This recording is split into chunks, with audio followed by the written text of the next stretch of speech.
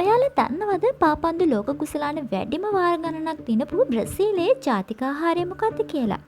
මේකේ නම ෆෙජෝඩා.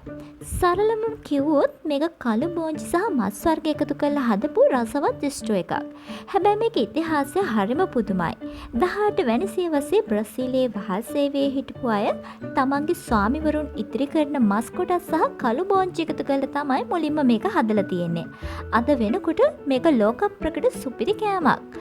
සාම්ප්‍රදායිකව මේකට ඌරු මස් හරක් මස් වගේම සුසේජස් වර්ගයක් දානවා. මේක පැය ගණනාවක් මදගින්නේ පිසින නිසා මස්වල රස බෝංචියක හොඳට මුසු වෙලා පුදුම සුවඳක් එන්නේ. බ්‍රසීලියානුවන් සාමාන්‍යයෙන් මේක කන්නේ බත් තැඹිලි පාට කපපු දොඩම් පෙති සහ කොළ පැහැති පලා වර්ගයක් එක්ක. ඒ දොඩම් පෙති නිසා මේ බර කෑම ඉක්මනින් ජීර්ණය වෙන්න උදව් වෙනවා.